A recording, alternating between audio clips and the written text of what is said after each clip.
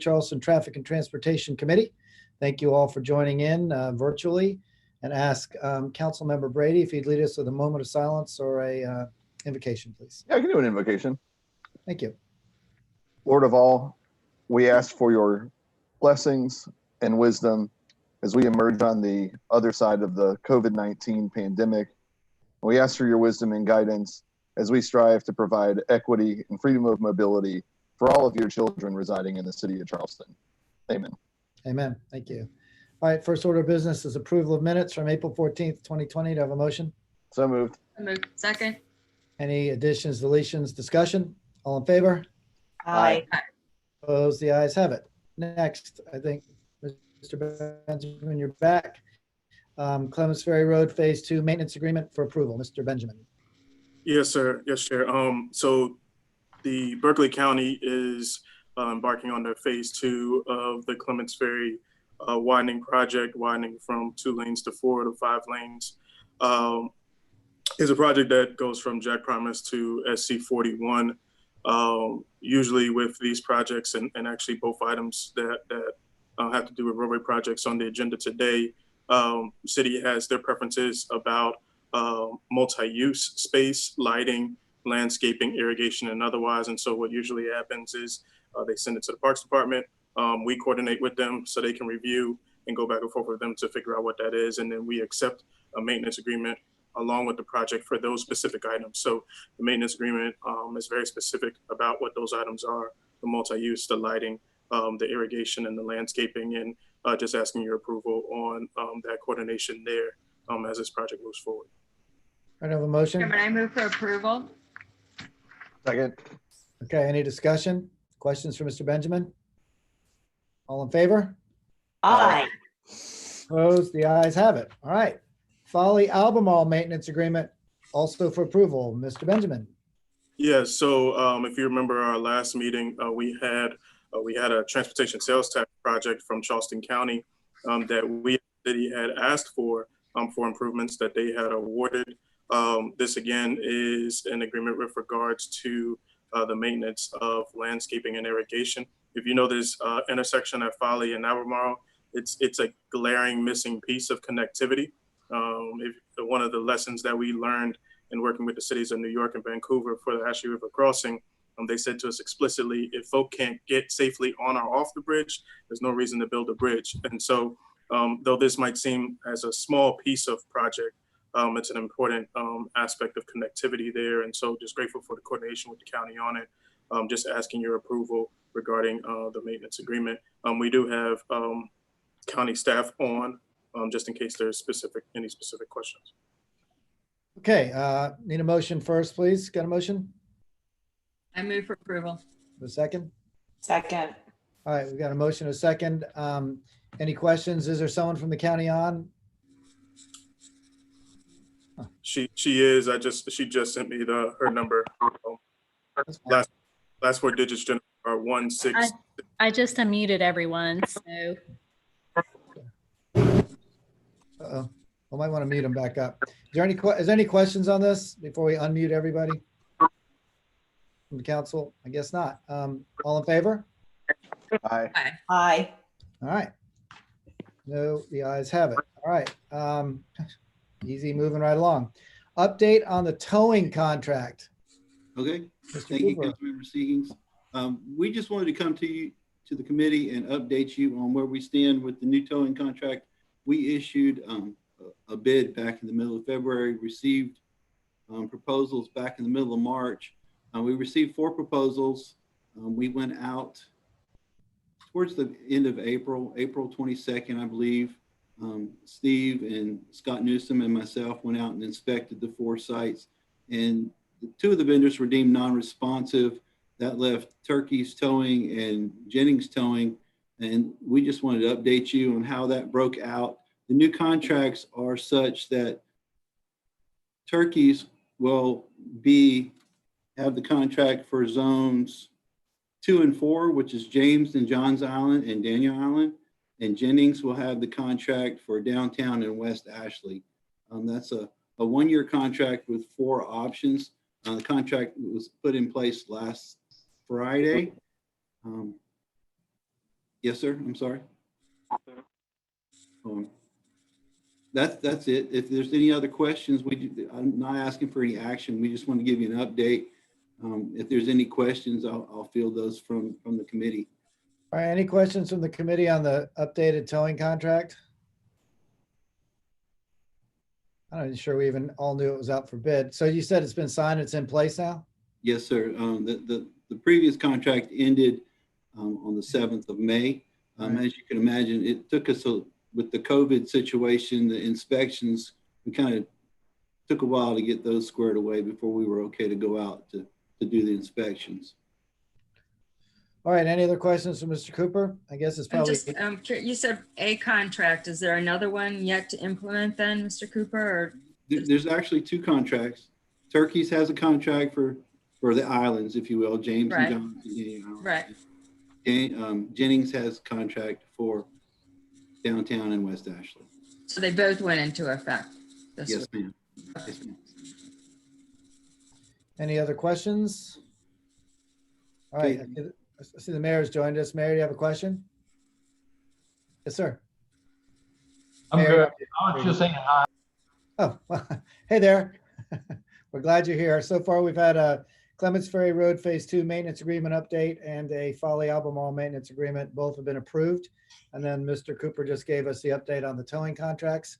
I'm assuming, Gary, that the towing is slow at this point. So when they get back, and it'll take a while for them to get back on their feet fully. I'm sorry, I couldn't hear you, Councilmember Seekings. I said, I'm assuming at this point, the new implementation with the new assignment of zones has been fairly slow. So we'll see how it all goes once things get back on the other side. Yeah, I don't think they're overwhelmed at this point. Right. They did start towing their own zones this past weekend. But after talking to Allison and Michael, things that are quite slow at this time, I'm sure they're looking forward to when things pick up and get back to normal. I'm sure. All right. Any other questions for Mr. Cooper? Okay. Thank you very much. Mr. Benjamin. So just 3 areas of updates for you all. One with regards to our personnel and internally with the organization of our department. You all did something for us that mattered a significant way, and that was you added to our capacity.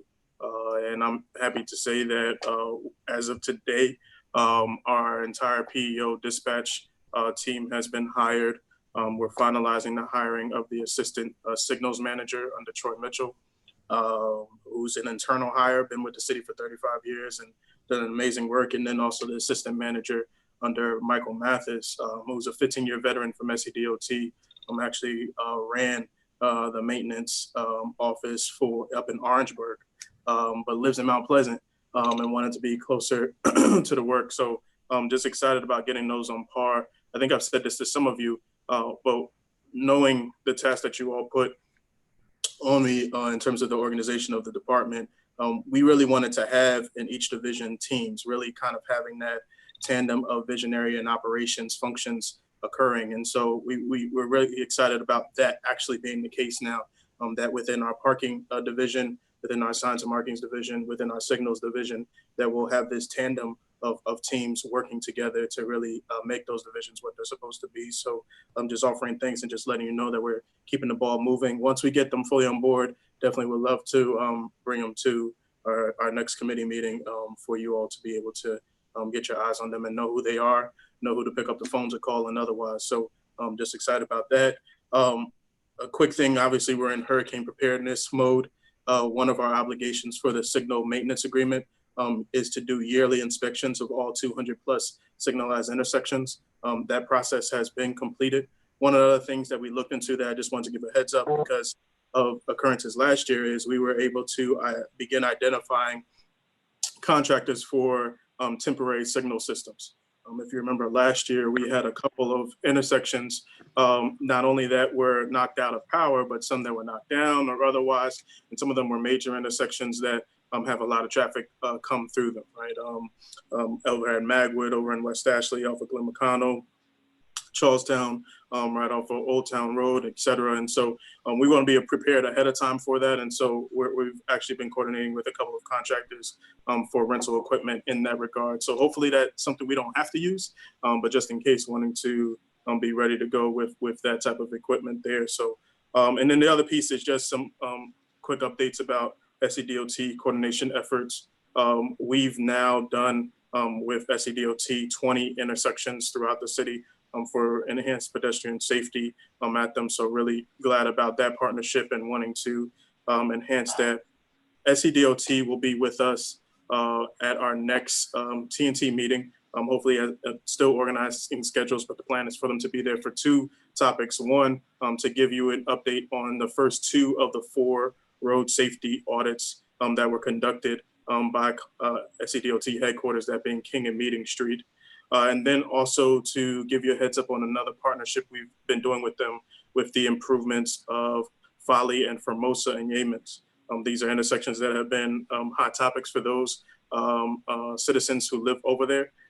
It came up on the list for complete signal rebuild for both of them. And so SCDOT is fronting the bill for it and otherwise, but our staff are going to be the ones who are going to be actually building it out. So want to just bring those updates to you all and let you know what's going on with those. So we'll take whatever questions or other things you all want to discuss. Mr. Chairman? Unmuted, sorry, unmuted. Councilmember Jackson, yes, ma'am. Yes, thank you. Appreciate it.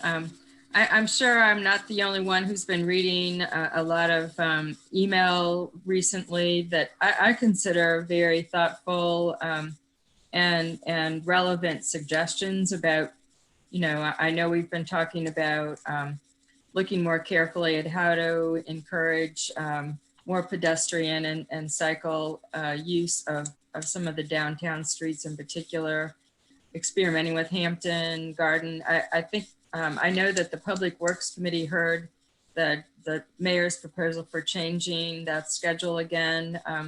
So I think we should put that on the record for this meeting, if you don't mind. But in addition, I do feel like there's a lot of energy from citizens who've been, sort of our primary users or witnesses to the uses that really could be more thoughtfully done if we would create some sort of study task group, innovative uses of our city streets as we're coming out of the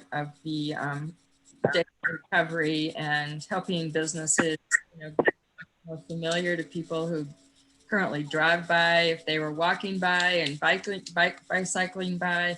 I just feel like, we are really hearing the energy and the interest from our citizens. So I was hoping maybe we could somehow organize a little task force that would have the sponsorship of this committee and participation, and then bring some citizens together. Obviously, Charleston Moves has been continuing to carry that baton of educating their own supporters and advocates. So I just wanted to put that out there.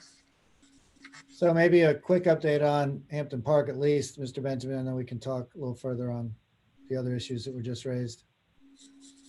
Yeah, so at the Recreation Committee meeting yesterday, Parks and Recreation made a suggestion of new closure times for Hampton Park to be reviewed by the full council. So moving away from the 10 a.m. to 8 p.m. To basically keeping the regular weekend times as they currently are, but changing the weekday times to 4 to 8 for review and otherwise. We had been placing counters in Hampton Park. We placed them on this past Thursday just to get some baseline of data to see how many people were using it and otherwise. And be quite frankly, it's being used. It's being used in a significant way, even when you take the margin of error away. And so just thinking about that process, I think all of you, just that data, both of the non-motorized traffic, but also the general yearly counts of vehicular traffic, just so you have that balance. So it is something that's being used. There's a lot of different considerations that come into play with it. And I definitely have been getting the emails as well. I'll just say what I said. Jacob and I were talking about this today. I'll say what I said last week. It's something that's more than feasible. It's just something that would have to be prioritized by a number of departments. It would not be something that would sit just with the T&T or just with the business neighborhood services or otherwise. There's design considerations. There's maintenance and liability considerations. There's traffic management considerations as well, none of which are impossible to be able to figure out. It just means it would be something that would have to be a priority of coordination with a number of different entities to make happen. So that's kind of where that possibility stands. It is something that has been introduced by a number of cities around the country, both the National Association of City Transportation Officials, Smart Growth America, and one other entity that's passing my mind, have been keeping an account of what cities are doing in response to COVID-19 that have to do with placemaking and transportation and planning. And so that's stuff that we've been following just to see where best practices are. Some of the pieces in the ordinance that you're all going to be taking up today regarding sidewalking, furniture, and also private lots comes from some of those best practices, including the city of Tampa, who recently introduced a 14-day block time of street closures, parklets, and private parking amenities. So obviously we got to take into consideration of what fits for Charleston. We also have to take into consideration that we're not fully out of COVID-19. And so, but also the fact that there's an opportunity to have serious discussion about what transportation looks like for us, what safety looks like, what congestion mitigation looks like, what access looks like. And so I think all those things kind of have to get into the pot of the gumbo and make some decisions from there. So where are we with Hampton Park right now?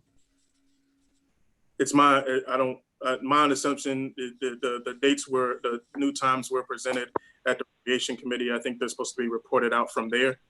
I'm not sure. I'm not sure if that's something that gets voted on or not. I have no idea. I can't speak for that committee, but it was presented to that committee, reported out to that committee of new potential times. Mr. Chairman. Councilmember Brady, do you have a question? And Mayor, Councilmember Brady, then Mayor. Yep, I was just going to offer a suggestion, since the Bike and Pedestrian Advisory Commission already has representation both from this committee and from Charleston Moves. Would this be something that we could kind of refer to them to come up with a list of potential, improvement suggestions, areas of the city, since it does have a fairly broad representation as well. And then they could send the recommendations kind of back up to us to consider on what we want to pull and send to council. Sounds like a good I idea. think Mayor. that'd be the perfect group. Yeah. Mayor? I was just going to share the specifics, if you would like to know, on this committee about the Hampton Park hours. It's pretty easy. It's 4 hours a day, 4 to 8, Monday through Friday, every afternoon, 4 through 8 on the weekdays, 12 to noon on Saturday, and 1 to 5 Sunday afternoon. So what our normal schedule used to be before coronavirus was 8 hours a week. And this will be 28 hours a week. So significantly about 4 times more than what we were doing before. Admittedly less than the 54 hours a week we were doing right when we turned the switch a week or so ago. But we did run into difficulties with staffing and access to the parking lot and some other issues. So we're finding the kind of the middle ground here. Can I ask a quick question about that? I don't remember, with all the things that we've done in the last 2 months, how that came to pass. Was that part of something that we voted on, or did that just get implemented somewhere along the way? That just got implemented by the mayor. Gotcha. All right. Got it. All right. Any other questions? Mr. Chairman, Yes, I don't know if it needs to be as formal as a motion, or we can just, have an agreement that I think Councilmember Brady's suggestion that it go to the advisory committee is absolutely the right one. I guess I've only attended one of those to see on that group, and I think they were being, they were transitioning from some former members to current members. But even, I mean, it's a great group, and if they don't feel like they've got a representation from a broader base of citizens or other interested parties, maybe it could just be like a little, add on to that group for this particular purpose. I think giving it a formal motion would help enable the group, as well as if we put a time limit on them reporting back as well, to give kind of the impetus to work on it. I agree. And I don't have my calendar right in front of me, but I know there is a bike pedestrian meeting, Mr. Benjamin, sooner rather than later, right? Pretty soon.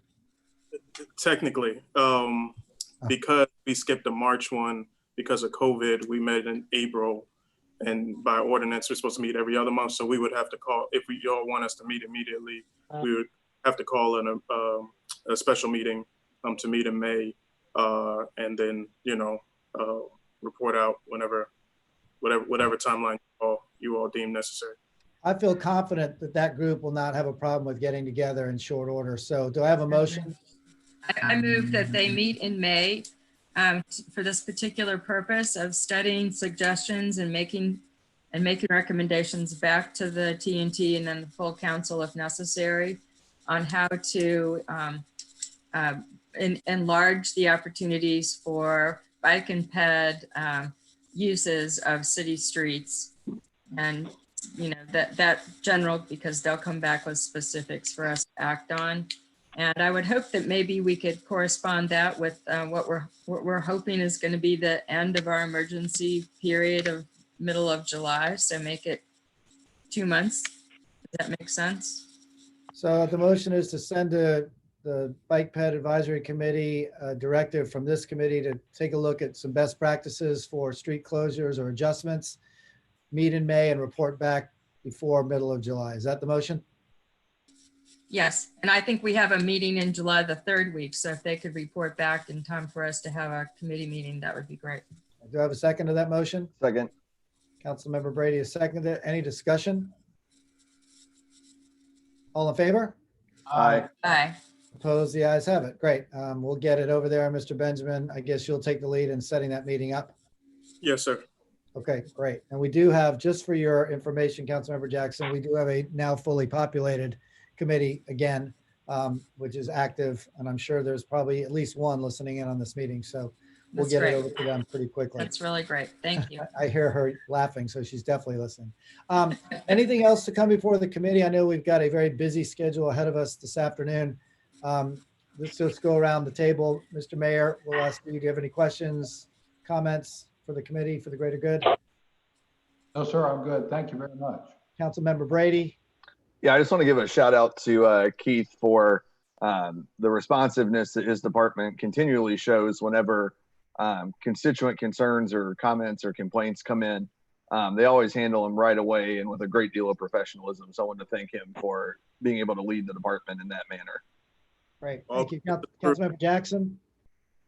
Thank you. I just thought of one other question. Do you all know where the county is with the 2020 list of street resurfacing? Did they start out on schedule, or is it going to be? Can you give me a little update on that, please? So I don't know if Megan's still on, but I can find out when they're starting on different parts.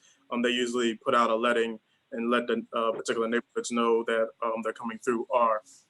As a reminder, and I don't mind resending too, so please ping me if I need to resend. Sent you all a list of both the CTC and the roads that are on the resurfacing list for this year. So those are the spaces. There are staff that we meet with regularly who can definitely give us the projection of dates. Obviously, COVID has changed a lot of different things. There's varying different contractors who pulled back on their staff being out and about and otherwise. So I'm sure some of that has changed. But I can definitely make sure ping me and I can forward you the specific contacts that we use regularly to give us updates, because they're extremely responsive. Kevin Elmore, Mackenzie is the main person, but she just had a baby a couple months ago, so she's out right now. But just we have good communications over there for any questions you all might need answers on.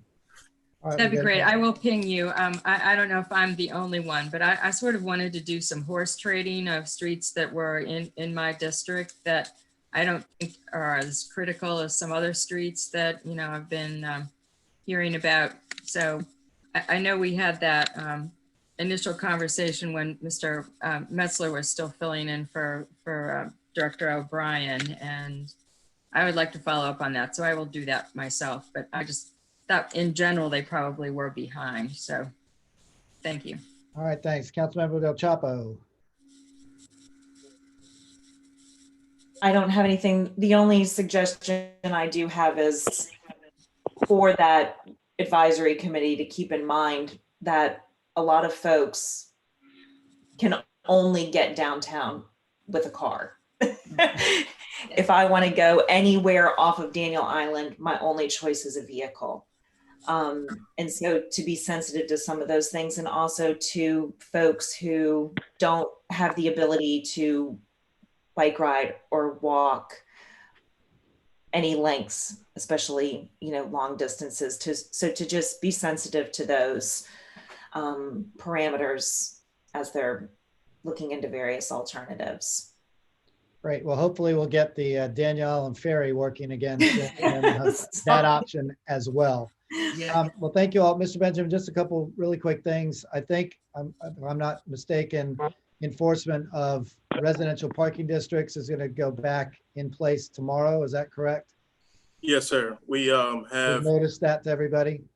Yes, sir. So on yesterday, our PEOs sent out over 3,000 placement cards on those and at various different homes regarding bringing back residential parking enforcement. So they're going to continue that on today and then be starting back to it on Wednesday morning. Great, thank you. And then just a quick moment of chairman's privilege. The DOT has now been working on Halsey Street for about a year. And if you've been by there anytime in the recent past, it is horrible. Is there some way we can light a fire under them and please get them going? And that's a street that gets all sorts of bad things happening to it. It floods like crazy and it's really rough up there. So anyway, to the extent you have a conversation with DOT or mayor, if we could get something done up there, it'd be great. It's rough. Received. Good. Great. Thank you very much. All right. Is there anything else for the greater good for the city, for this committee? If not, I'm going to announce this to be adjourned, and we'll see everybody at 4:30 at Ways and Means. Thank you, sir. All right. Thank you all very much. Thank you.